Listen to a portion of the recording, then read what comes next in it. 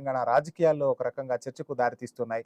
So ఇదంతా ఒక ఎత్తు అయితే అసలు ప్రధాని చంద్రబాబు పవన్ నివాసానికి ఎందుకు వెళ్లారు? సో సుదీర్ఘంగా అక్కడ ఎందుకు చర్చలు జరిపారు? ఏం మాట్లాడారు? ఆ మాటల వెనుక ఉన్న రహస్యం ఏంటి అనేది ఇప్పుడు తెలంగాణ ప్రజానికంతో పాటు తెలంగాణలోని పొలిటికల్ పార్టీలు కూడా చర్చించుకుంటున్న పరిస్థితి. ఎందుకంటే నిన్నగాక మొన్న అక్కడ సువేందు ప్రమాణ స్వీకారానికి సంబంధించి కానీ అదేవిధంగా చాలాసార్లు చంద్రబాబుని మోదీ కలిశారు. అదేవిధంగా మోదీతో పాటు చంద్రబాబు కూడా సమావేశమైన పరిస్థితులు చూసాం. సో వాళ్ళిద్దరూ ఈ మధ్య కాలంలో ఎక్కువగా వాళ్ళిద్దరు కలిసిన సందర్భాలు అనేకం ఉన్నాయి. కానీ ఈ రోజు చంద్రబాబు నివాసానికి అసలు మోదీ ఎందుకు వెళ్లాల్సి వచ్చింది? ఏ విధంగా మాట్లాడారు? చాలా సందర్భాల్లో ముఖ్యమంత్రులే ప్రధానమంత్రుల దగ్గరికి వెళ్తా ఉంటారు. సో ఒక రాష్ట్ర పర్యటనకు వచ్చారు. ఆ రాష్ట్ర పర్యటనలో చంద్రబాబు నివాసానికి వెళ్ళి ఏం మాట్లాడారు? ఎందుకు మాట్లాడాల్సి వచ్చింది? అటు ఆంధ్రప్రదేశ్ నుంచి చంద్రబాబు తెలంగాణకి ఎందుకు వచ్చారు ఈ సండే ఇది ఒక బిగ్ ట్విస్ట్ గా అయితే కనిపిస్తుంది. అటు పవన్ కళ్యాణ్ నివాసానికి కూడా ప్రధాని వెళ్ళారు. ఏం మాట్లాడారు ఏంటి ఈ అంశం గురించి కూడా మనం మాట్లాడే ప్రయత్నం చేద్దాం. దీనికన్నా ముందు ఇప్పటి వరకు ఉన్న హెడ్లైన్స్ ఒకసారి చూద్దాం. కాంగ్రెస్ అవినీతి పాలన చేస్తోంది, తెలంగాణలో బీజేపీ అధికారంలోకి వస్తుందన్న మోదీ.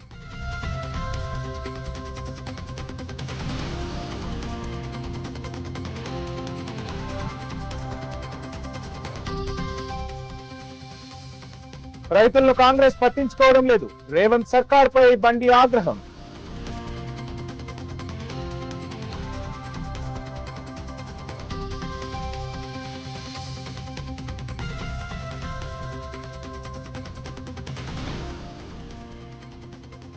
తిరుచి ఈస్ట్కి విజయ్ రాజీనామా, పెరంబూర్ ఎమ్మెల్యేగా కొనసాగాలని నిర్ణయం.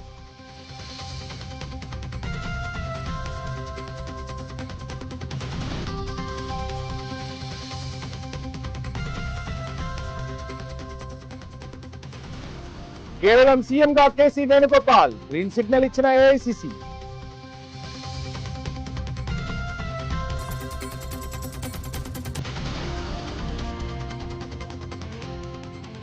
అమెరికా ప్రతిపాదనకు స్పందించని ఇరాన్, వెయిట్ చేస్తామన్న ట్రంప్.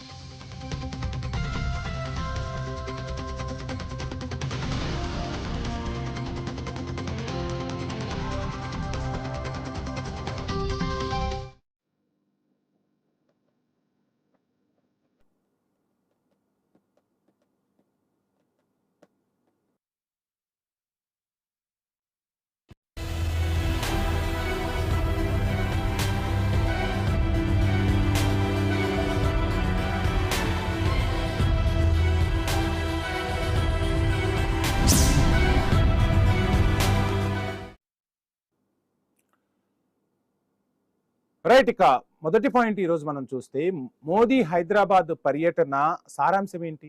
వైనాట్ తెలంగాణ? ఇదేనా హైదరాబాద్ లో ప్రధానమంత్రి నరేంద్ర మోదీ పర్యటన సారాంశం? అభివృద్ధి కార్యక్రమాలకు ప్రారంభోత్సవం చేసిన ప్రధాని సికింద్రాబాద్ పరేడ్ గ్రౌండ్ లో జరిగిన బీజేపీ బహిరంగ సభలో చాలా ఉత్సాహంగా ప్రసంగించారు. ప్రత్యర్థి పార్టీలపై ఘాటు విమర్శలతో విరుచుకుపడ్డారు మోదీ. బెంగాల్లో తొలిసారి బీజేపీ ప్రభుత్వం ఏర్పాటైందని, తెలంగాణలోనూ అదే జరగబోతుందంటూ చెప్పేశారు ప్రధాని. ఒకసారి ప్రధాని ఈ విషయం గురించి ఏమన్నారో ఇప్పుడు మనం చూద్దాం.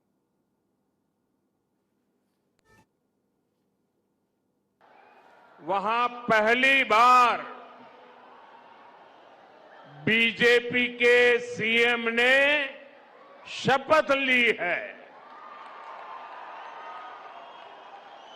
पहली बार बंगाल में प्रचंड बहुमत से बीजेपी सरकार बनी है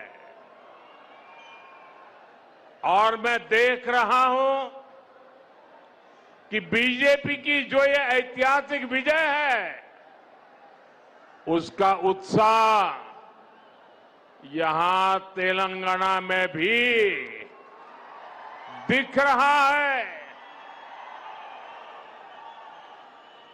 यहां बीजेपी का हर कार्यकर्ता जोश से भरा हुआ है।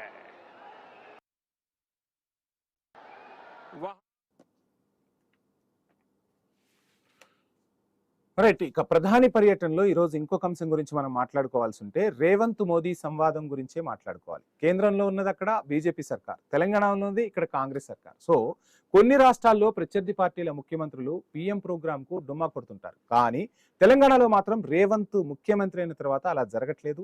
బేగంపేట ఎయిర్పోర్ట్ లో మోదీకి డిప్యూటీ సీఎం బట్టి విక్రమార్క స్వాగతం పలికారు. ఇంతవరకు బాగుంది. హెచ్ఎస్సిసిలో జరిగిన ప్రారంభోత్సవ కార్యక్రమంలో సీఎం రేవంత్ రెడ్డి కూడా పాల్గొన్నారు. ఇది మంచి పరిణామమే. ఆ తర్వాత జరిగిన సంవాదమే అత్యంత ఆసక్తికరంగా పొలిటికల్ గా మారింది. ఇక అభివృద్ధి పండగలు సీఎం రాజకీయం చేశారా? ఏం చేశారు? రాజకీయం మాట్లాడును అంటూనే తెలంగాణ సీఎం రాజకీయం మాట్లాడే ప్రయత్నం చేశారా? 5 రాష్ట్రాల అసెంబ్లీ ఎన్నికల ఫలితాలు వచ్చాయి. ఇక రాజకీయాలు పక్కన పెడదాం. ఇది అభివృద్ధి ఉత్సవం అన్నారు తెలంగాణ సీఎం. గతంలో గుజరాత్ సీఎంగా మోదీ ఉన్నప్పుడు విషయాలను గుర్తు చేశారు. నాటి మన్మోహన్ సింగ్ ఎలాగైతే మోదీకి సహకారం అందించారో ఇప్పుడు తనకు కూడా మోదీ అలాగే నిధులు ఇవ్వాలన్నారు సీఎం. సీఎం ఏమన్నారు అనేది ఒకసారి చూద్దాం.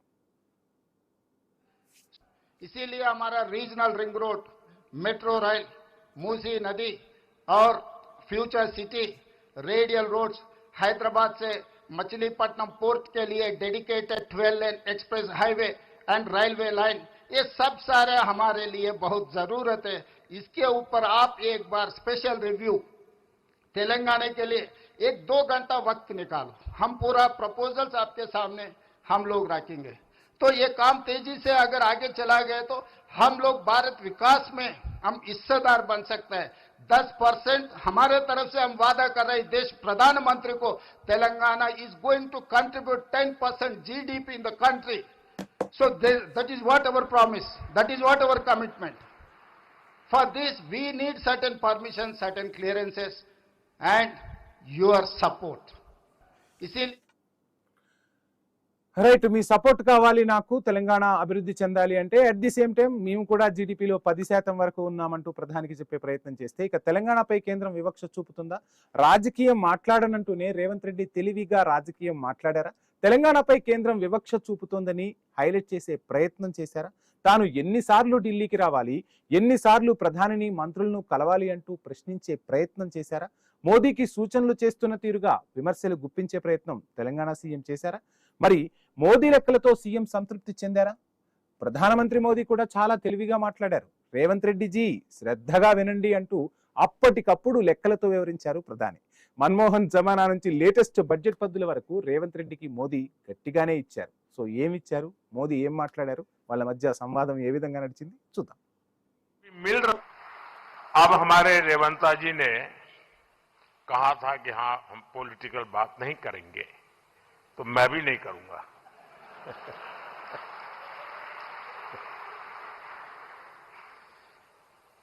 और इसलिए नॉन पॉलिटिकल बात मैं रेवंता जी से कहूंगा कि 10 साल के शासन में भारत सरकार ने जितना गुजरात को दिया वो मैं आपको देने को तैयार हूं.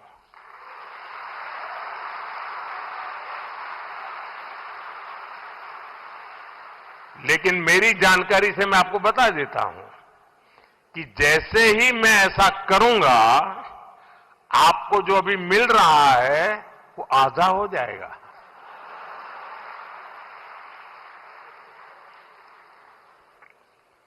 आप जहां पहुंचना चाहते हैं नहीं पहुंच पाएंगे. और इसलिए अच्छा है कि मेरे से ही जोड़ो.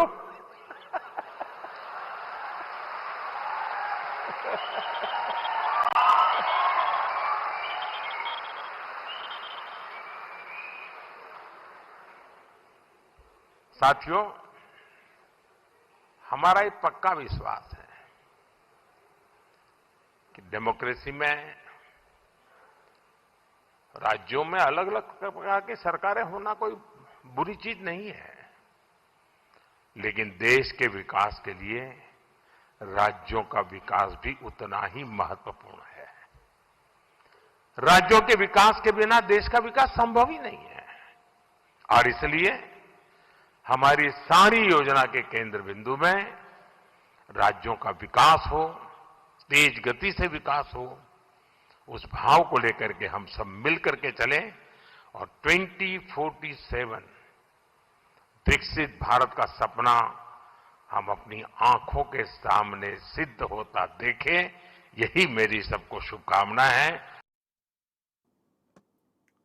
మోదీని చంద్రబాబు కలవటం రేర్, ఎప్పుడు కలుస్తూ ఉంటారు, అది జరగాల్సిన పరిస్థితే. ఒక రకంగా చెప్పాలి అంటే వాళ్ళిద్దరూ కూడా అభివృద్ధి గురించి మాట్లాడుకుంటారు, నిధుల గురించి. కానీ ఇక్కడ రేర్ అనే అంశం ఏంటి అంటే, అసలు చంద్రబాబు ఇంటికి మోదీ ఎందుకు వెళ్ళారు, అందులోనూ తెలంగాణలో ఉన్న చంద్రబాబు ఇంటికి ఎందుకు వచ్చారు? ఒక రోజు ముందు కోల్కతాలో కలిశారు ప్రధానమంత్రి మోదీ. ఏపీ సీఎం చంద్రబాబు బెంగాల్ ముఖ్యమంత్రిగా సువేంద్ర అధికారి ప్రమాణ స్వీకార వేదికపై ఇటు చంద్రబాబు ప్రధాని ముచ్చటించుకున్న విజువల్స్ ని మనం చూసాం. హైదరాబాద్ వచ్చిన మోదీ ఏపీ సీఎం చంద్రబాబు ఇంటికి వెళ్లి గంటకు పైగా ఎందుకు సమావేశమయ్యారు, అంతసేపు ఏం మాట్లాడుకున్నారు, తాజా రాజకీయ పరిణామాలపై చర్చించినట్లు చెబుతున్నా నిజంగా రాజకీయాల గురించి మాట్లాడుకున్నారా, తెలంగాణ రాజకీయం గురించి మాట్లాడుకున్నారా? వీరిద్దరి కలయికతో అటు పవన్ కళ్యాణ్ ఇంటికి వెళ్లటంతో తెలంగాణ రాజకీయ నేతలకు, తెలంగాణ సమాజానికి, తెలంగాణ ప్రజలకు ఇచ్చిన మెసేజ్ ఏంటి, అసలు ఎందుకు ఇక్కడ మాట్లాడుకోవాల్సి వచ్చింది అనేది మాత్రం ఒక ప్రశ్నే. ఈ అంశం గురించి మనం మాట్లాడే ప్రయత్నం చేద్దాం. మొదటి ఎపిసోడ్ రేవంత్తో అయిపోతే ఇక సెకండ్ ఎపిసోడ్ టార్గెట్ గా ఇక్కడ చంద్రబాబు పవన్ ఎపిసోడ్ ని మనం చూస్తున్నాం. ఇప్పుడు మనం సెకండ్ ఎపిసోడ్ గురించి మాట్లాడుకుంటున్నాం. ఇక పవన్ తో మోదీ ఏం ముచ్చటించారు? ఏపీ సీఎంతోనే కాకుండా ఆంధ్రప్రదేశ్ డిప్యూటీ సీఎంతో కూడా సమావేశమయ్యారు మోదీ. హైదరాబాద్ లోనే కలిశారు. సర్జరీ చేయించుకొని విశ్రాంతి తీసుకుంటున్న పవన్ ను పరామర్శకే పరిమితమయ్యారా? రాజకీయాలు కూడా మాట్లాడుకున్నారా? అటు చంద్రబాబుతో ఇటు పవన్ తో హైదరాబాద్ జోష్ నింపింది. మరి ఈ నేతలకు ప్రధాని ఎటువంటి దిశానిర్దేశం చేశారు? ఇప్పటి నుంచే రాజకీయ చదరంగాన్ని భారతీయ జనతా పార్టీ మొదలు పెట్టబోతుందా? ప్రధాని మోదీ పర్యటనతో భారతీయ జనతా పార్టీ నేతలు యాక్టివ్ అయ్యారు. అదేవిధంగా ఇక అధ్యక్ష మార్పు జరగబోతుందా? అధ్యక్షుడుగా రామచంద్రరావే కొనసాగుతారా? యాక్టివ్ గా అడుగులు వేయాలనుకుంటున్న భారతీయ జనతా పార్టీ అధిష్టాన నెక్స్ట్ ప్లాన్ ఏంటి? జీహెచ్ఎంసీని ఈసారి భారతీయ జనతా పార్టీ టార్గెట్ చేసిందా? జీహెచ్ఎంసీ ద్వారానే తెలంగాణ రాజకీయాల్లో ఎంత బలంగా ఉన్నామో చెప్పే ప్రయత్నం చేయబోతున్నారా? జీహెచ్ఎంసీలో ఇక అటు చూసుకుంటే కొండా విశ్వేశ్వరరెడ్డి ఉన్నారు, కిషన్ రెడ్డి ఉన్నారు, ఈటెల ఉన్నారు, ముగ్గురు ఎంపీలు ఉన్నారు. కానీ ఎమ్మెల్యేల బలం మాత్రం జీహెచ్ఎంసీ పరిధిలో ఇటు బీఆర్ఎస్కే ఎక్కువగా ఉంది. సో ఏం చేయబోతున్నారు ఈ ముగ్గురు ఎంపీలు? తమ ప్రాభవాన్ని, ప్రాబల్యాన్ని ఏ విధంగా చూపించబోతున్నారు? మోదీ వీరందరికీ ప్రశ్నలు సంధించారా? ఎవరి ప్రోగ్రెస్ ఏంటి అనేది చూపించే ప్రయత్నం ఈ ఎన్నికల వేదికగా జరగబోతుందా? సో ఎటువంటి పరిణామాలు జరగబోతున్నాయి? అండ్ అక్కడ బెంగాల్లో అధికారంలోకి వచ్చామంటున్నారు. బెంగాల్ పరిస్థితులు ఏ విధంగా ఉన్నాయో తెలంగాణలో కూడా మేమే అధికారంలోకి రాబోతున్నామంటున్నారు. కానీ బెంగాల్కి తెలంగాణ రాజకీయాలకు చాలా డిఫరెన్స్ అయితే కనపడుతోంది. తెలంగాణలో అటు బీఆర్ఎస్ ఉద్యమ పార్టీగా ఉంటే కాంగ్రెస్ తెలంగాణను ఇచ్చిన పార్టీగా ప్రజల్లో గుర్తింపు పొందింది. మరి ఇప్పుడు బీజేపీ వైపు ప్రజలు చూసే అవకాశాలు ఇప్పటికిప్పుడు వచ్చే ఎన్నికల్లో ఉంటాయా? ఇంకా ఇటు రేవంత్ రెడ్డికి చూస్తే సగం టర్మే పూర్తయిపోయింది, ఇంకా సగం టర్మ్ ఉంది. సో ఈ సగం టర్మ్ లో ముఖ్యమంత్రి ఎటువంటి నిర్ణయాలు తీసుకోబోతున్నారు? సో ఇప్పటి వరకు పాలనకు సంబంధించి కానీ, రాష్ట్ర ఆర్థిక పరిస్థితికి సంబంధించి కానీ పూర్తి అవగాహన అయితే ముఖ్యమంత్రికి వచ్చింది. నిన్న సభలో కూడా ముఖ్యమంత్రి మాట్లాడారు, మంత్రులందరూ కూడా సహకరిస్తూ ఉన్నారు. సో నేను అంటే ఇది ప్రజాప్రభుత్వం, నా ప్రభుత్వం కాదు, మీ ద్వారా మీకోసం, మీకో సేవకుడిగా వచ్చానంటూ ఇక ప్రజల కోసం పనిచేస్తున్నట్టుగా చెప్పారు. 18 గంటలు రాష్ట్రం కోసం అహర్నిశలు నేను కష్టపడుతూ ఉన్నాను, ఎక్కడా కూడా అలసత్వం లేదు, రాబోయే రోజులు కూడా మనవే అంటూ ఇటు ముఖ్యమంత్రి చెప్తున్న పరిస్థితి. అటు బీఆర్ఎస్ ఏమో ఖచ్చితంగా అంటే ప్రజలు మమ్మల్నే కోరుకుంటున్నారు, ఇక రాబోయేది మా ప్రభుత్వమే, ఇప్పటికిప్పుడు ఎన్నికలు జరిగితే కేసీఆర్ సీఎం అవుతారు. సో అంతగా ప్రజల్లో కేసీఆర్ పట్ల సానుభూతి ఉంది. అదేవిధంగా ప్రజలు కేసీఆర్ నే కోరుకుంటున్నారు. మరోసారి ముఖ్యమంత్రి అయ్యేందుకు కేసీఆర్ కు లైన్ క్లియర్ అవుతుంది అని చెప్పి అటు బీఆర్ఎస్ తమ వాదన వినిపించే ప్రయత్నం చేస్తోంది. బీజేపీ ఏమో ఈసారి తెలంగాణలో మేమే అధికారంలోకి రాబోతున్నామంటూ చెప్తున్న పరిస్థితి. నిజంగా క్షేత్రస్థాయిలో ఆ పరిస్థితులు ఉన్నాయా? ప్రధాని మొత్తంగా అంటే తెలంగాణ రాజకీయాలపై దృష్టి సారించాం, పశ్చిమ బెంగాల్ని కైవసం చేసుకున్నామని చెప్తున్నారు. ఇక్కడ ఇంకో అంశాన్ని కూడా మనం మాట్లాడుకోవాలి. భారతీయ జనతా పార్టీ పాలిత రాష్ట్రాలు ఏవైతే ఉన్నాయో అక్కడ హ్యాట్రిక్లు, డబుల్ టైం విన్లు మనం కామన్ గా చూస్తూ ఉన్నాం. అంటే అక్కడ ప్రత్యర్థి పార్టీలను కోలుకోలేని విధంగా రాజకీయాన్ని భారతీయ జనతా పార్టీ నడుపుతుందా అంటే ఎస్, అవుననే సమాధానం చెప్పాల్సి ఉంటుంది. అస్సాం చూసినా, అదేవిధంగా గుజరాత్ గురించి ఇక మనం మాట్లాడుకుంటే 7 నుంచి 8 సార్లు అక్కడ భారతీయ జనతా పార్టీ హవా కొనసాగుతుంది. ఒకసారి అధికారం హస్తగతం అయితే ఇక ప్రత్యర్థి పార్టీలను కోలుకోలేని విధంగా రాజకీయ వ్యూహాలు పలుతున్నారు మోదీ, అమిత్ షా. మరి తెలంగాణలో వీళ్ళ రాజకీయం ఏ వరకు సత్ఫలితాలను ఇస్తుంది? తెలంగాణలో అసలు ఏం చేయబోతున్నారు? ఇదే అంశం గురించి మాట్లాడేందుకు మనతో పాటు కత్తి వెంకటస్వామి గారు కాంగ్రెస్ నుంచి, అదేవిధంగా బీజేపీ నుంచి కూడా మనకు కృష్ణకాంత్ గారు జాయిన్ అవుతున్నారు. సో వెంకటస్వామి గారు నమస్కారం. వెంకటస్వామి గారు, మొత్తంగా చూస్తున్నాం రకరకాల రాజకీయ పరిణామాలు జరుగుతున్నాయి. మొత్తంగా మోదీ పర్యటన అయితే ఇక్కడ 3 రకాలుగా మనం చూడాల్సి ఉంటుంది. ఫస్ట్ పార్ట్ హెచ్ఐసిసిలో సమావేశం, అక్కడ ముఖ్యమంత్రితో చాలా సుహృద్భావ వాతావరణంలో చర్చ సాగింది.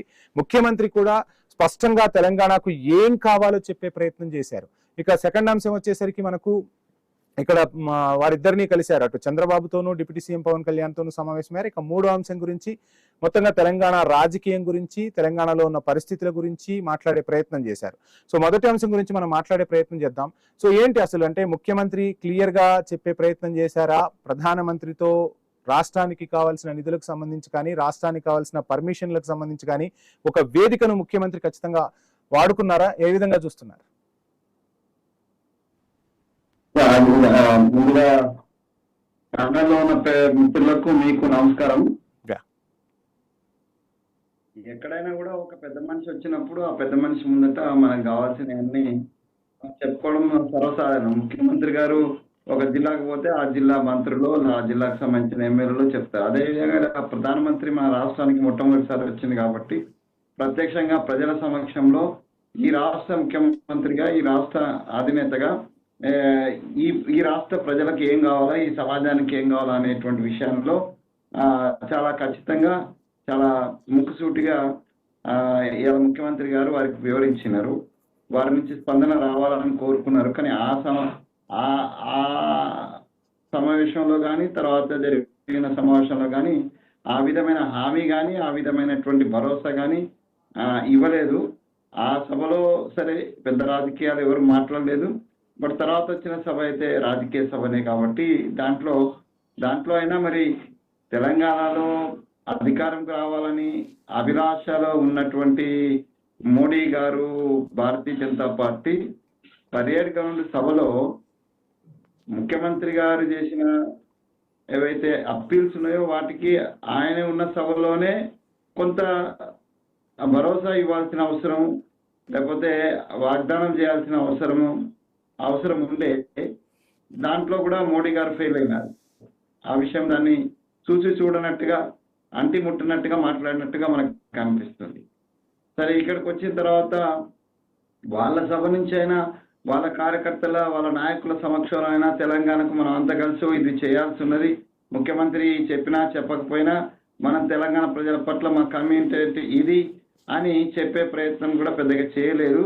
ఏదో కొన్ని 1-2 అంశాలను మాత్రం ఆయన స్పృశించినాడు. రిమైనింగ్ అంతా కూడా అధికారంకి రావాలి, మేము బెంగాల్ను కొట్టినాం, బీహార్ను కొట్టినాం, లేకపోతే ఇంకొకడ కొట్టినాం, అట్లనే ఇక్కడ కొడతాం అనేటువంటి మాటనే ఎక్కువ మాట్లాడినారు.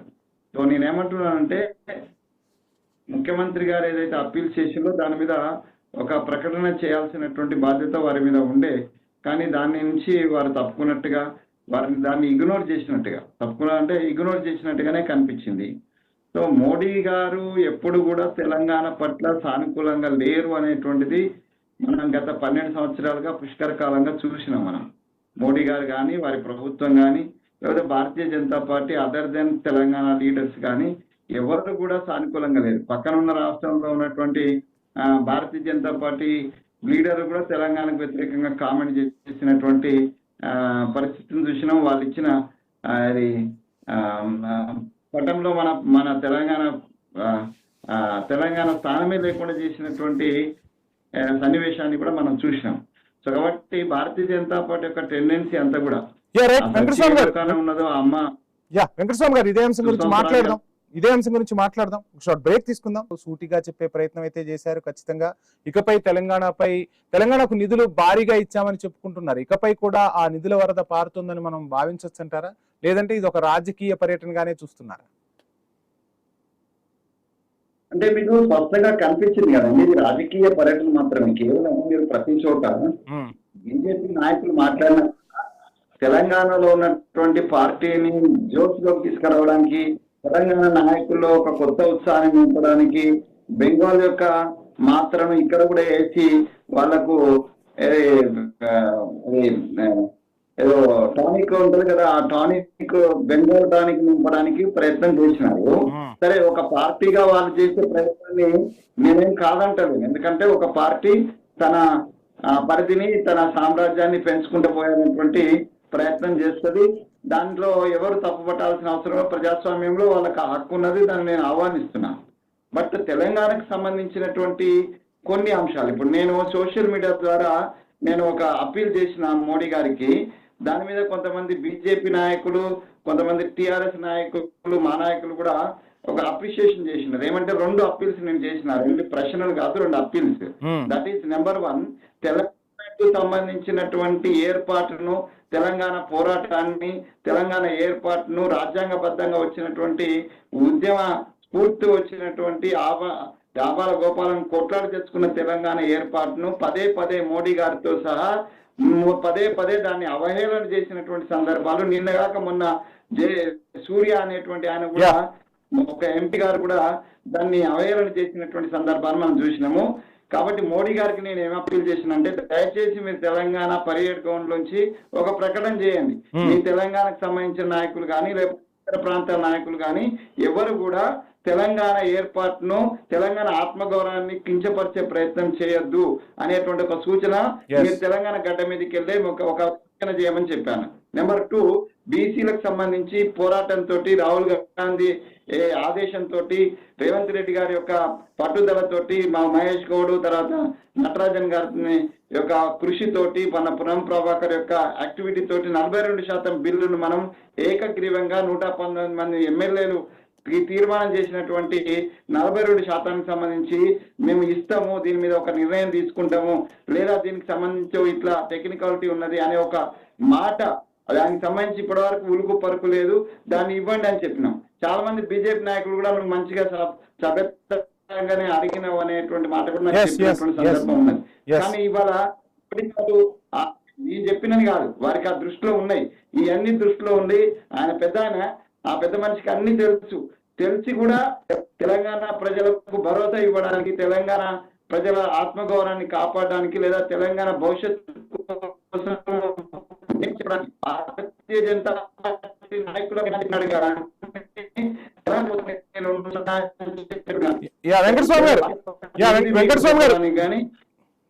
గారు సిగ్నల్ వీక్ ఉన్నట్టుంది, నేను మళ్ళీ మీ దగ్గరకు వస్తాను.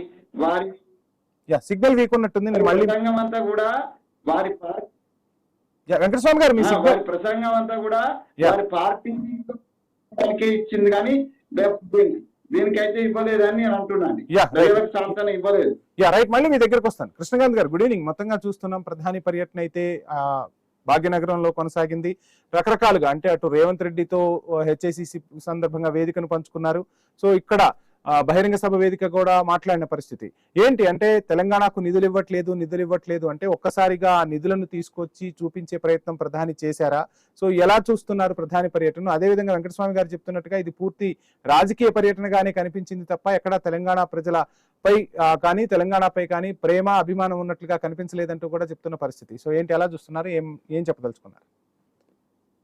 సార్, ఇవాళ రోజు మోడీ గారు ఏదైతే వాళ్ళు వచ్చారో, ఆయన ఒక 9,400 కోట్లు పైచీలకు ప్రాజెక్ట్స్ ని లాంచ్ చేసిన రోజు వచ్చారు ఆయన. ఓకే, సో ఒక దేశ ప్రధాని హోదాలో ఆయన అన్ని రాష్ట్రాలకి ఒక పెద్దన్నయ్యలాగా, అన్ని రాష్ట్రాలని మా గవర్నమెంట్ ఉన్నా లేకపోయినా అన్ని రాష్ట్రాలని సమానంగా చూసే ఉద్దేశంతో తెలంగాణలో కాంగ్రెస్ ప్రభుత్వం ఉన్న ఇర్రెస్పెక్టివ్ ఆఫ్ పాలిటిక్స్, రాజకీయంగా ఇవాళ రోజు వచ్చి ప్రాజెక్ట్స్ మొదలు పెడతాం జరిగింది. ఎందుకంటే తెలంగాణను కూడా ఒక మేజర్ కాంట్రిబ్యూటర్ చేద్దాం. ఎందుకంటే మీ అందరికి తెలుసు మా యొక్క నినాదం, మా గవర్నమెంట్ యొక్క నినాదం వికసిత్ భారత్ 2047. మీరు చెప్పినట్టుగానే సభావేదికగానే రేవంత్ కూడా చెప్పారు కదా, జీడిపిలో 10% మేము సపోర్ట్ చేయబోతున్నాం. మీకు ఏ విధంగా 2047 వికసిత్ భారత్ ఉందో, తెలంగాణ రైజింగ్ 2047 నినాదంతో మేము ముందుకు వెళ్తున్నామని సీఎం కూడా ఇటు చెప్పిన పరిస్థితి కదా. సీఎం గారు చెప్తారండి, కాకపోతే నిధులు సెంట్రల్ గవర్నమెంట్ నుంచి రావాలి కదా, అదే ఇస్తున్నాం మేము. ఆ ప్రాజెక్ట్స్ లాంచ్ చేయడానికే కదా ఇవాళ రోజు 9,400 కోట్ల పైకి ప్రాజెక్ట్స్ లాంచ్ చేస్తున్నాము. Infrastructure development, industrial parks development, textile parks development, highways development, ఇవన్నీ అవే కదా, దానికి కారణమే కదా. సో నిధులైతే మీకు సెంట్రల్ గవర్నమెంట్ నుంచి రావాలి కదా, సీఎం గారు కలవాలంటే సరిపోదు కదా. అండ్ ముఖ్యంగా హెచ్ఐసిసి అనేది it's not a political ground. So అందుకే మోడీ గారు అక్కడేం పొలిటికల్ గా మాట్లాడలేదు, కేవలం డెవలప్మెంట్ గురించి, తెలంగాణకి నిధులు ఏమేమి ఇవ్వబోతున్నారు దాని గురించి మాట్లాడు. ఇన్ఫాక్ట్ సీఎం గారే అక్కడ పొలిటికల్ టాపిక్ తీసుకొచ్చారు. ఏంటంటే గతంలో సీఎం గారు చీఫ్ మినిస్టర్ కింద ఉన్నప్పుడు గుజరాత్ లో అప్పుడు మన్మోహన్ సింగ్ గారు ప్రైమ్ మినిస్టర్ కింద ఉన్నప్పుడు మీరు బాగానే నిధులు వచ్చాయి. సో అదే విధంగా ఇప్పుడు సీన్ రివర్స్ అయింది కాబట్టి ఇప్పుడు మీరు మాకు సో అది పొలిటికల్ టాపిక్ గా ఎందుకు అనుకోవాలి? ఒక ఉదాహరణగా చెప్పే ప్రయత్నం చేశారనుకోవచ్చు కదా. ఏంటది పొలిటికల్ టాపిక్ గా ఎలా అనుకోవాలి? మనం ఒక ఉదాహరణ చెప్పే ప్రయత్నం చేశారని అనుకోవచ్చు కదా. ఎందుకంటే అక్కడ రేవంత్ రెడ్డి క్లియర్ కట్ గా ఓ మెసేజ్ పంపించే ప్రయత్నం చేశారు. సో ఎక్కడ రాజకీయాలు మాట్లాడను, కానీ సందర్భం వస్తుంది కాబట్టి చెప్పే ప్రయత్నం చేస్తున్నా అన్నారు. అందుకే దానికి తగ్గట్టుగానే మోడీ గారు సమాధానం చెప్పారు కదా. ఏమన్నారంటే గుజరాత్ కి నేను చీఫ్ మినిస్టర్ కింద ఉన్నప్పుడు మన్మోహన్ సింగ్ గారు ఇచ్చిన నిధులు ఇప్పుడు నేను తెలంగాణకి ఇస్తే దీనిలో సగం కూడా రాదు. సో దానికంటే ఆల్రెడీ మీరు అడగక ముందే నేను డబుల్ ట్రిపుల్ నిధులు ఆల్రెడీ తెలంగాణకి ఇస్తున్నా అని మోడీ గారు చెప్పడం జరిగింది. సో దానికే సమన్వయం చేస్తూ రాష్ట్ర ప్రభుత్వము కేంద్ర ప్రభుత్వం రెండు సమన్వయం చేసుకుంటూ మీరు ఆపి హమారే సాత్ జోడీ అని చెప్పి అందుకే అన్నారు మీరు కూడా మాతో పాటు కలిసి రండి, కలిసి పనిచేసి తెలంగాణను ముందు తీసుకెళ్దామని చెప్పారు. అక్కడ రాజకీయాలు మాట్లాడకుండా మోడీ గారు కరెక్ట్ గా రేవంత్ రెడ్డి గారు అన్న దానికి సమాధానం చెప్పారు. మేము ఇంకా డబల్ ఇస్తున్నాం నిధులు, మన్మోహన్ సింగ్ గారి ప్రభుత్వంలో ఇచ్చిన దానికంటే ఇప్పుడు డబల్ ఇస్తున్నాము, ఆ నిధులు ఇప్పుడు ఇక్కడ ఇస్తే దీనికి సగం కూడా ఇప్పుడు నేను ఇచ్చే నిధుల్లో సగం కూడా రావు. So already double. సో అప్పటికన్నా ఇప్పుడు తెలంగాణ కూడా ఎక్కువగానే కేంద్రానికి ఇస్తుందని చెప్పారు. వెంకటస్వామి గారు ఏంటి మీ సబ్మిషన్? కృష్ణకాంత్ గారు ఒక్క నిమిషం, మనం వెంకటస్వామి గారి సబ్మిషన్ తీసుకుందాం. వెంకటస్వామి గారు ఏంటి మీ సబ్మిషన్? నేనేమంటున్నానంటే రూపీ వాల్యూ ఇదంతా మారింది. అప్పుడు ఉన్నటువంటి పెట్టుబడి వేరు, ఇప్పుడు దానితో పోల్చడం కాదు. అప్పుడు విరివిగా ఆ గుజరాత్ కు విరివిగా అంటే కేంద్రం యొక్క నిధులను ఇచ్చినారు. మీరు కూడా మాకు ఆ రకంగా విరివిగా ఇవ్వమన్నారు. నెంబర్స్ పోల్చడం కాదు ఇక్కడ. ఎందుకంటే పరిస్థితులు మారినాయి. మొత్తం దేశం యొక్క బడ్జెట్ ఆ రోజున్న బడ్జెట్ కు ఈ రోజున్న బడ్జెట్ మనం చూసినప్పుడైతే బడ్జెట్ లో ఎంత పర్సెంటేజ్ ఈ రోజున్న అదే పర్సెంటేజ్ ఇచ్చినట్టు ఉంటే ఇక్కడ కూడా అంతే నిధులు వస్తాయి కృష్ణ గారు. సో కాబట్టి it is an appeal comparison and it is an appeal. మీరు ఎట్లయితే మీరు సీఎం గా ఉన్నప్పుడు కేంద్రం నుంచి నిధులు పొందారో అదే రకంగా మాకు కూడా మీరు పిఎం గా వచ్చారు, ఇప్పుడు నేను సీఎం గా అడుగుతున్నా అనేటువంటి అప్పీల్ తప్పితే it is not a political comparison. Prime minister ఆ రోజున్న ప్రైమ్ మినిస్టర్ ను ఈ రోజున్న నిధులు ఇవ్వడంలో రాష్ట్రాలు వేరైనా రాష్ట్ర ప్రభుత్వాలు వేరైనా ప్రభుత్వంలో ఆ రోజు మన్మోహన్ సింగ్ కాంగ్రెస్, బీజేపీ నుంచి మోడీ గారు, ఇక్కడ రేవంత్ గారు సీఎం. కాబట్టి ప్రభుత్వాలు పార్టీలు వేరైనా ఆ ప్రభుత్వం అంటే అభివృద్ధి అప్రోచ్ లో మన్మోహన్ సింగ్ గారి యొక్క అప్రోచ్ ను మీరు ఫాలో కాండి, మాకు కూడా కనికరించండి, మాకు కూడా ఇవ్వండి. మీరు చేసేటువంటి ప్లాన్ లో మీతో సరి సమానంగా మీరైతే వికసిత్ భారత్ అంటున్నారో మేము రైజింగ్ తెలంగాణ అంటున్నాం. రైట్ సార్ ప్లీజ్ సబ్మిషన్ గా మీకు టైం ఇచ్చింది. వెంకటస్వామి గారు మళ్ళీ మీ దగ్గరకు వస్తా నేను. నన్ను మాట్లాడివ్వండి. నాదొక రిక్వెస్ట్, నేను మాట్లాడతాము దయచేసి డిస్టర్బ్ ఇంటర్వ్యూయింగ్ కావద్దు. నేను కంప్లీట్ చేసిన తర్వాత మాట్లాడమనండి. కృష్ణకాంత్ గారు ఒక విషయాన్ని గమనించండి. అక్కడ నేను సబ్మిషన్ తీసుకునే ప్రయత్నం చేశాను. మీరు ఆ సబ్మిషన్ కి అయిపోయిన తర్వాత టైం మీకే ఇస్తాను. ఇప్పుడు మీరు మాట్లాడండి. నేను అంటుంది, నేను మాట్లాడేటప్పుడు దయచేసి ఆపండి, నేను కంప్లీట్ చేసిన తర్వాత అప్పుడు వాళ్ళకి ఇవ్వండి సార్. అలానే సబ్మిషన్ వచ్చినప్పుడు సబ్మిషన్ తీసుకోవాలి సార్. చర్చ ఏ విధంగా సాగాలో కూడా ప్లీజ్. సరే ఓకే. ఇప్పుడు నేను సమాధానం చెప్పేది ఏం లేదండి. అక్కడ పొలిటికల్ గా వాళ్ళు తీసుకెళ్తున్నారు, అది కాదంటున్నాను. అండ్ మిత్రులు అన్నారు ఇప్పుడు అప్పుడున్న బడ్జెట్ ప్రకారము ఇప్పుడున్న దానికి ఇప్పుడున్న ఇది ప్రైజెస్ మారే కాబట్టి ఇప్పుడు బడ్జెట్ ఒకటే కాదన్నట్టు అంటారు. మోడీ గారు కూడా ఆ ఉద్దేశం తనలేదు. ఆయన కూడా అప్పుడున్న బడ్జెట్ ని ఇప్పుడున్న కాల పరిమితుల ప్రకారం ఇప్పుడు క్యాల్కులేట్ చేసినా కూడా ప్లీజ్ కంక్లూడ్ చేయండి సార్. ఇంకా చాలా అంశాలు మనం మాట్లాడేది ఉంది. రైట్, మళ్ళీ మీ దగ్గరకు వస్తాను. ప్లీజ్ ఇక మళ్ళీ మనం మాట్లాడే అంశాలు చాలా ఉన్నాయి. ఒకసారి మనతో పాటు బీఆర్ఎస్ నుంచి విజయార్య క్షత్రియ గారు జాయిన్ అయ్యారు. విజయార్య గారు నమస్కారం. నమస్తే బ్రదర్. నమస్తే. మొత్తంగా మోడీ పర్యటన కొనసాగింది. సో అటు ప్రభుత్వానికి సంబంధించి తెలంగాణకు సంబంధించి నిధుల విషయంలో చర్చ అయితే సాగింది. అండ్ ఇక్కడ పర్యటనలో మెయిన్ గా ఇప్పుడు అటు చంద్రబాబుని ఇటు పవన్ కళ్యాణ్ ని కలవటం ఒక రాజకీయంగా ప్రాధాన్యత అంటూ మాట్లాడుకుంటున్న పరిస్థితి. అసలు ఏంటి వ్యూహం ఏంటంటారు? ఎందుకు కలవాల్సి వచ్చిందంటారు ఇక్కడ తెలంగాణలో? వెంకటస్వామి గారికి బాగా తెలుసు. నేను 2024 మే 1 తారీఖు నుండి మొదలుపెట్టి ఈ రోజు మే 10 తారీఖు అంటే దాదాపు 24 నెలలు 2 సంవత్సరాల కాల వ్యవధిలో అసలు తెలంగాణ మీద జరుగుతున్న కుట్ర ఏంది, కాంగ్రెస్ మీద జరుగుతున్న కుట్ర ఏంది, బీఆర్ఎస్ మీద జరుగుతున్న కుట్ర ఏంది అని నేను దాదాపు 2500 పైచులకు డిబేట్లలో ఇదే విషయం చెప్పినా ఈ రోజు తేట తెల్లం అయిపోయింది. ఇక్కడ మోదీ గారితోటి రేవంత్ రెడ్డి గారి కుట్ర బయటపడ్డది. ఈ రోజు ఒక రాష్ట్ర ముఖ్యమంత్రి వర్యులు ఈ రోజు ఎంత టెక్నికల్ గా ఈరోజు చూడండి పరిణామ క్రమాలు. మోదీ గారు పవన్ గారితో కలుస్తారు, మోదీ గారు చంద్రబాబు నాయుడు గారితో కలుస్తారు. మోదీ గారు ఇక్కడ సభలో తన శిష్యుడైన రేవంత్ రెడ్డి గారితో ఏం ముచ్చట్లు మాట్లాడిచ్చుండని చాలా తెల్లమై క్లియర్. ఈ రోజు మళ్ళా ఓపెన్ గా మోదీ గారు కూడా చాలా చాకచక్యంగా సరే ఇస్తా, నీవు అడిగిన డబ్బులన్నీ ఇస్తా, ఒక్క సెకండ్ మీరు అడిగిన డబ్బులన్నీ ఇస్తా నేను, కానీ మీరు అడిగిన డబ్బులు ఇస్తా, కానీ మీరు నా వైపు రావాలి అని చెప్పి ఓపెన్ ఆఫర్ ఇచ్చిండండి. ప్రజలంతా, తెలంగాణ ప్రజలంతా ఈ రోజు చూస్తా ఉన్నారు. దాన్ని ఒక చమత్కారంగా చూడొచ్చు కదా తెలంగాణకు.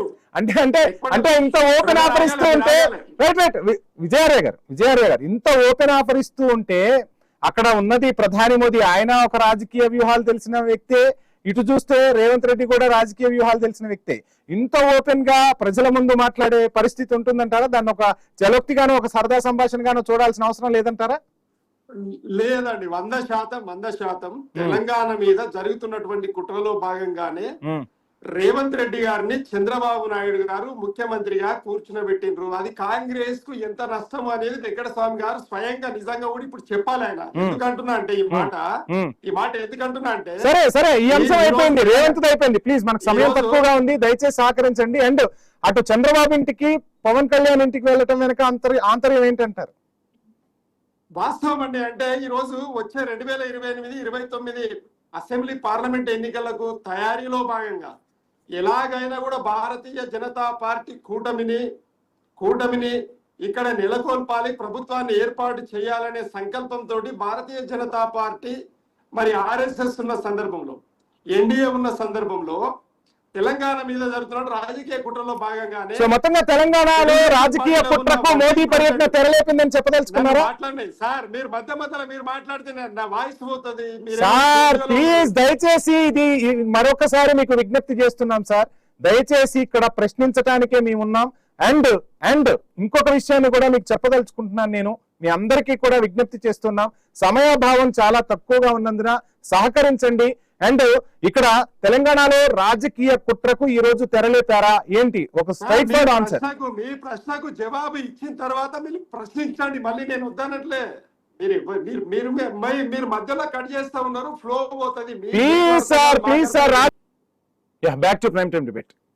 వెంకటస్వామి గారు, ఏంటి మొత్తంగా మీ సీఎం పై విమర్శలు వినిపిస్తున్నాయి? అండ్ అక్కడ ఇంకో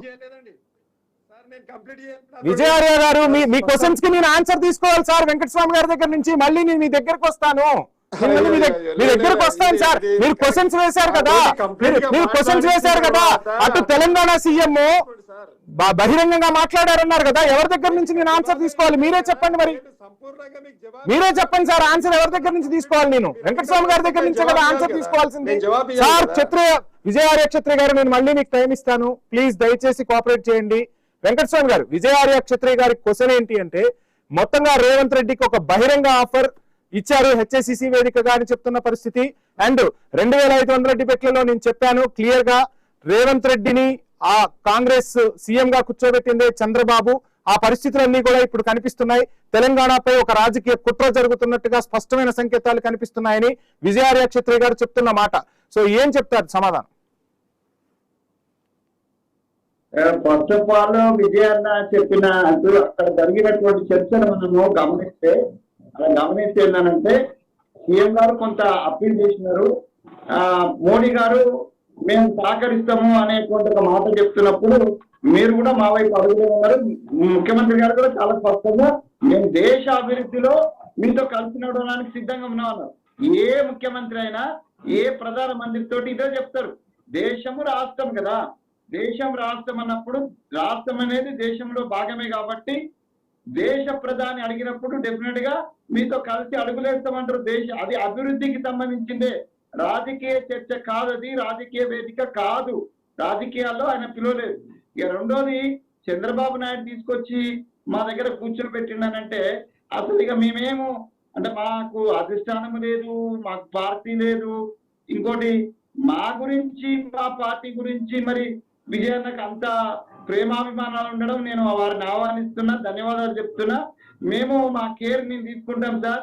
రేపు ఒకవేళ రేవంత్ రెడ్డి గారి నుంచి ఏదైనా మాకు ప్రమాదం పొంచి ఉన్నా, లేకపోతే నిజంగానే మీరు ఊహించినట్టుగా ఎట్లా జరిగినా కూడా మేము నిలబెట్టుకోగలిగేటువంటి సత్తా కాంగ్రెస్ పార్టీకి, రాహుల్ గాంధీకి, ఖర్గే గారికి, సోనియా గాంధీకి, మాకు ఇక్కడ ఉన్నటువంటి లోకల్ నాయకత్వం నాలాంటి వారికి మేము 10 ఏళ్ళు కొట్లాడినాం సార్. జనం మీద 10 ఏళ్ళు కొట్లాడి నిన్న తీసుకొచ్చినాం. మీరు అన్నట్టుగా ఏంటంటే రేవంత్ రెడ్డి గారు కొత్తగానే వచ్చినారు, వారు అదృష్టం వచ్చి ఆయన ముఖ్యమంత్రి అయినారు. కానీ 10 సంవత్సరాలు కొట్లాడి నిలబడి కలబడినటువంటి వారంటి అనేక మంది లక్షల మంది కార్యకర్తలు కాంగ్రెస్ తో ఉన్నారు.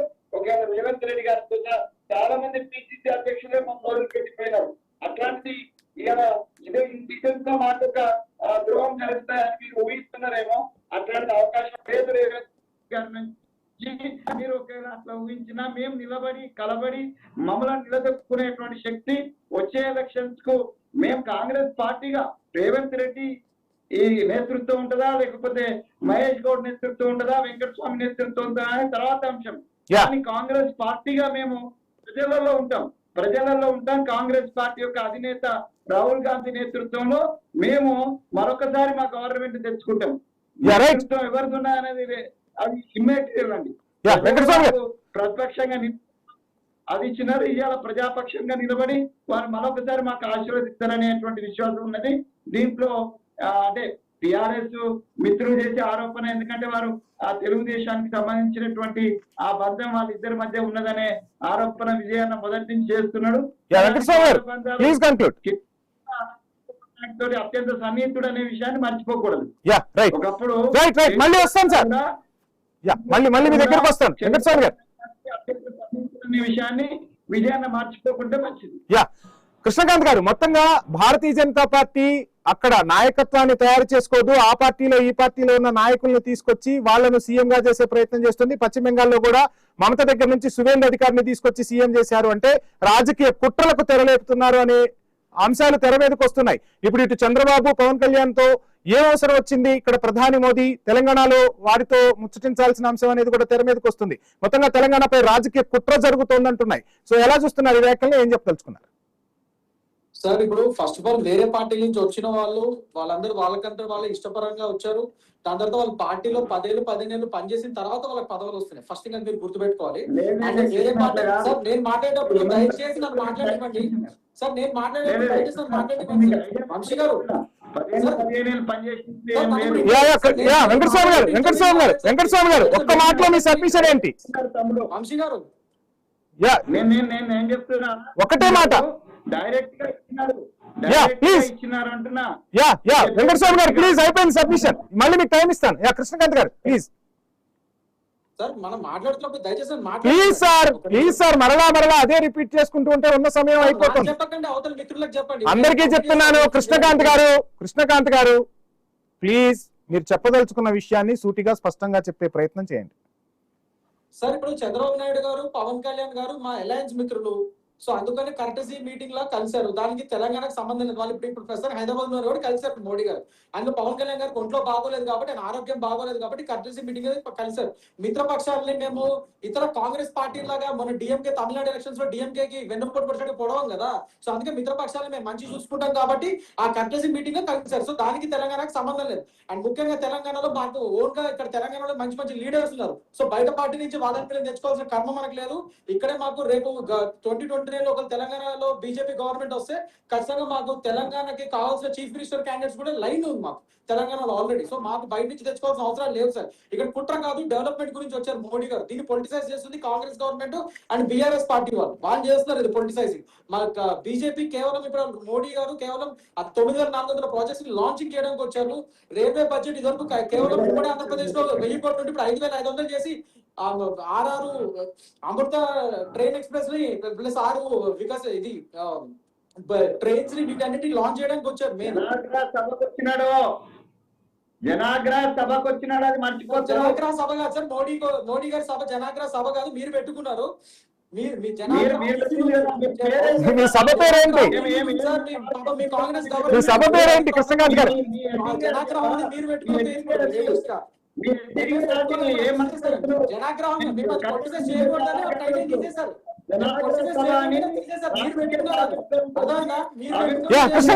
కృష్ణకాంత్ గారు వెంకటస్వామి గారు ప్లీజ్ హోల్డ్.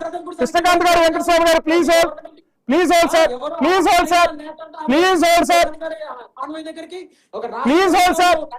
భద్రత ఇవ్వడం రాదు దేశ ప్రధాని వస్తే మీరు మాట్లాడతారు ఇక్కడ కూర్చొని, నాకు అర్థం కాదు. Please hold sir. సభ అంటే జనాగ్రహం ఉంటుంది మీ మీద, డెఫినెట్ గా ఉంటుంది జనాగ్రహం మీ మీద. తెలంగాణ ప్రజలు జనాగ్రహంగానే ఉన్నారు మీ మీద. 2029 మీరు చూడండి, మీ ప్రభుత్వం నామరూపాలు లేకుండా. కృష్ణకాంత్ గారు మళ్ళీ టైం ఇస్తాను. విజయార్య గారు ఏంటి మొత్తంగా భారతీయ జనతా పార్టీతో బీఆర్ఎస్ పొత్తు పెట్టుకోబోతుంది. Please hold sir. Please hold. మొత్తంగా విజయార్య గారు, మొత్తంగా మీరేమో ఇటు భారతీయ జనతా పార్టీపై కాంగ్రెస్ పై విమర్శలు గుప్పిస్తుంటే అటు కాంగ్రెస్ ఏమో బీజేపీ బీఆర్ఎస్ పొత్తు కాబోతున్నాయి, రేపు ఎన్నికల్లో ఇదే జరగబోతోంది, కొంతమంది నేతలు కూడా అటు బీజేపీకి వెళ్ళబోతున్నారంటూ కూడా చెప్తున్న పరిస్థితి. సో ఆ సంకేతాలు ఏమైనా కనిపిస్తున్నాయా? నిజంగానే పొత్తుండే అవకాశాలు ఉన్నాయా? ఏం జరగబోతోంది? క్లారిటీ ఇస్తా. తెలుగుదేశం పార్టీ అధ్యక్షులు గౌరవనీయులు ఆంధ్రప్రదేశ్ ముఖ్యమంత్రి వర్యులు హైదరాబాద్ మీద తన హక్కును నేను పోగొట్టుకోవద్దనే ఏకైక లక్ష్యంతో ఉన్నటువంటి నాయకుడు, ఏకైక నాయకుడు. మనం ఆయన తప్పు పట్టట్లేదు, కానీ తెలంగాణ రాష్ట్రం మీద నా హక్కు, నా కథ, హైదరాబాద్ మొత్తం నా కబ్జాలో ఉండాలని ఏకైక లక్ష్యంతో చంద్రబాబు నాయుడు గారు మొదటి నుంచి ఉన్నారు. అది ప్రతి తెలంగాణ బిడ్డకు అర్థమవుతుంది. రెండవ అంశం, ఈడ కాంగ్రెస్ ను బొందబెట్టాలి, మన బీఆర్ఎస్ పార్టీని బొందబెట్టాలనే ఏకైక లక్ష్యము ఎవరెవరికి ఉన్నది అనేది స్పష్టత ఇస్తా ఉన్నా. ఎందుకనంటే ఎన్డీఏ అలయన్స్ లో ఉన్నటువంటి జనసేన హైదరాబాద్ ను వదులుకోదలుచుకోలే, అలాగే తెలుగుదేశం వదులుకోదలుచుకోలే, భారతీయ జనతా పార్టీ జాతీయ పార్టీ ఇక్కడ ప్రాబ్లం ఈజ్ ఒక నిజాయితీ పరుడైనటువంటి ముఖ్యమంత్రి గారిని, ఒక స్వచ్ఛమైన కాంగ్రెస్ పార్టీ నాయకుడిని అక్కడ ముఖ్యమంత్రిగా నెలకొల్పకుండా సచ్చినటువంటి కాంగ్రెస్ మళ్ళీ బతికించుకోవడానికి డబ్బుకు ఆశపడి తెలంగాణను చంద్రబాబు నాయుడుకు అమ్మిండ్రు. ఇది వాస్తవము. అందుకోసమే రేవంత్ రెడ్డి గారు సొంత శిష్యుడు ఈడ ఆయన పరిణామాలు, ఆయన ఇచ్చిన హామీలేంటి వెంకటస్వామి చాలా క్లియర్ గా పోరాట యోధుడు. నేను ఏమంటున్నా, ఒక్క సెకండ్ అయితే నేను ఏమంటున్నా అంటే, మా బాధ అంతా నువ్వు ఈ రోజు స్పష్టంగా బహిర్గతం అయిపోయింది.